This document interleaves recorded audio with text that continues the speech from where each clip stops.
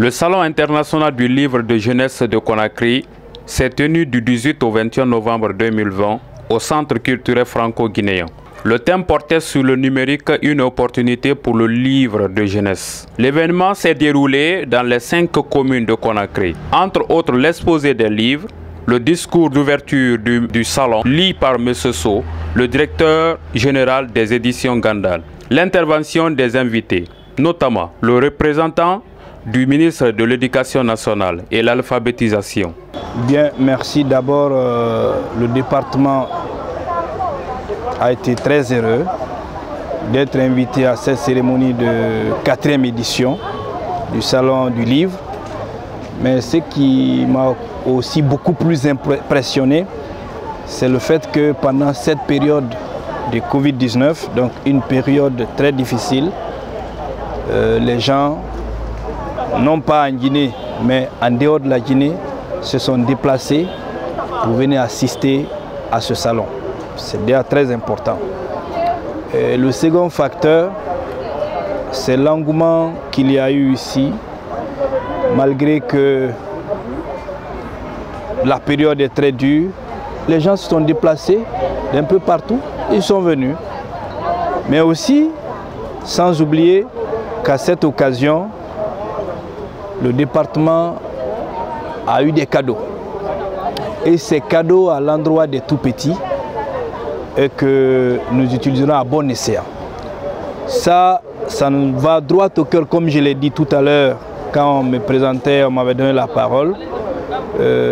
Cette cérémonie a été bien et nous la souhaitons se multiplier dans le temps, parce que qui parle de lecture parle forcément de voyage. Qui lit une page découvrira quelque chose qu'il n'a jamais vu. Donc la lecture est la nourriture de l'esprit, comme quelqu'un pourrait le dire. Donc aujourd'hui, ceux-là qui sont à la base du développement de cette lecture, vraiment on les tire chapeau pour les encourager et qu'on ait beaucoup de salons de livres en Guinée. Le directeur national du livre et lecture publique, ainsi que les pays invités qui ont répondu à l'appel malgré cette situation de Covid-19. Nous constatons dans des quartiers, dans nos familles, que la lecture, les jeunes aujourd'hui, ça donne beaucoup plus leur téléphone, aux jeux vidéo et autres, qu'à la lecture. Et la 4e édition de ce salon organisé par Gandal, c'est pour montrer à la jeunesse que les téléphones qu'ils ont, les tablettes qu'ils ont, constituent déjà une bibliothèque, la bibliothèque numérique. Alors, le ministère en charge de la culture est un partenaire de l'événement. Nous faisons chaque année ce salon en partenariat avec Gandal, bien sûr, les éditions Gandal. Alors, notre rôle, c'est d'éduquer. Notre rôle, c'est d'amener les gens à la lecture. C'est-à-dire amener le livre vers la jeunesse, le livre vers les lecteurs. Alors comment faire? Il faut venir vers ces jeunes qui sont dans les quartiers. D'habitude, nous faisons avec les écoles, mais nous avons vu maintenant qu'il faut aller vers eux pour qu'ils comprennent le bien fondé de ces salons de livres jeunesse. En fait, notre motivation à participer à ce salon du livre est double. D'abord, c'est un rendez-vous du livre et on est dans le domaine du livre, même si nous avons une petite particularité parce que en fait, nous sommes beaucoup plus dans les langues nationales que dans les langues étrangères. Donc ça, c'est la première motivation. La deuxième motivation aussi, nous travaillons avec Aliou Sow depuis 1995. Donc on a lutté ensemble pour que les langues nationales soient là, pour que les langues nationales soient présentes dans les salons et dans les grands rendez-vous. Une bonne initiative déjà de regrouper tout le monde, donc de ne pas faire de distinction donc, entre les langues, les produits qu'on présente. Vous avez ici du français, vous avez des langues. Certainement, beaucoup de personnes ne comprennent pas ce qu'on a amené, certains de nos livres, par exemple en Wolof, mais en fait c'est une source de sensibilisation pour dire à toutes ces personnes-là que nos langues sont d'égale valeur donc, par rapport aux langues étrangères. Ok, bon, inviter tout le monde en fait, à reprendre les livres à lire, parce que de plus en plus, en fait, on assiste à la régression de la lecture, donc au profit de Internet, au profit d'autres sources de lecture. Je ne dis pas que c'est mauvais, mais je pense que le retour au livre est vraiment fondamental. Alors, je prends vraiment plaisir à être là. C'est ma première fois en Guinée. Et ce qui m'a motivé à venir, c'est le fait que ce soit un salon dédié à l'enfance, ce qui répond à ce que nous faisons à Voyelle Éditions, c'est-à-dire que nous produisons des œuvres littéraires qui ont une plus-value culturelle pour les enfants. Et il y avait notre place ici, bien entendu, pour présenter ce que l'on fait, dans la mesure où nos œuvres ne sont pas limitées à l'histoire ivoirienne, mais à l'histoire de tous les pays d'Afrique.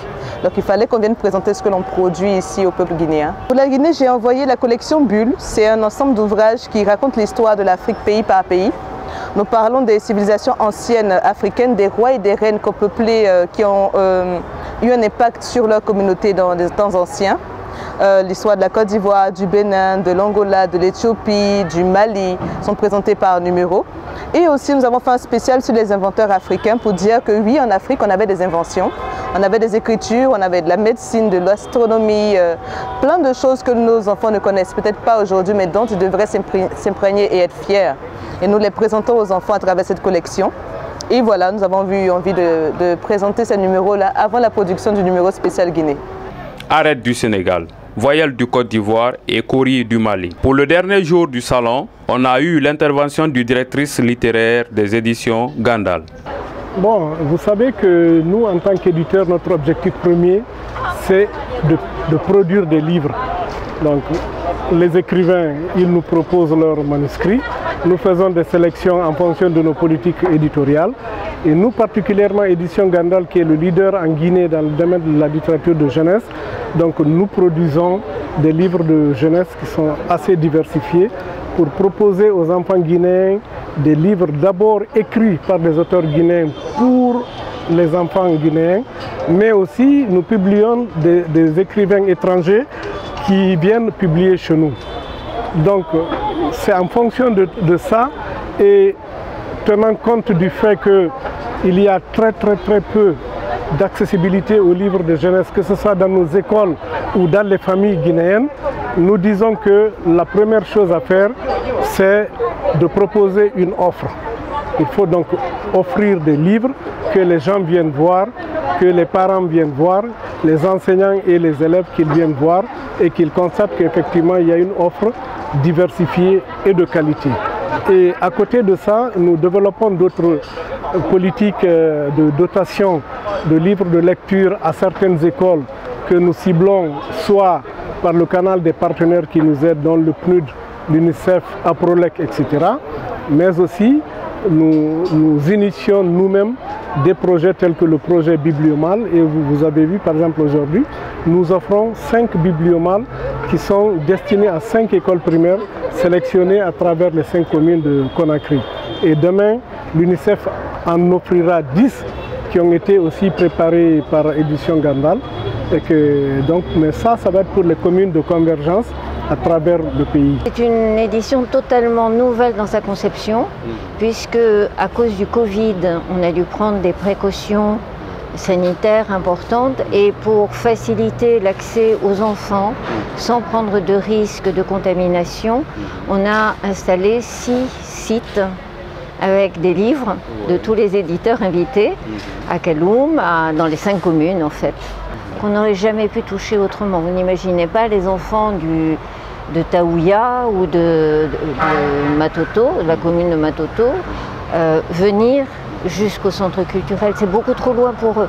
Alors que ce matin, j'étais à Taouya, il y avait une 50aine d'enfants qui étaient là, qui participaient au jeu, qui ont répondu aux questions, qui ont reçu des chèques livres. Bon, donc là, c'était quelque chose de très actif. On a aussi connu l'expérience report de la rentrée scolaire, alors que tous nos plannings avec les classes étaient déjà établis avec eux.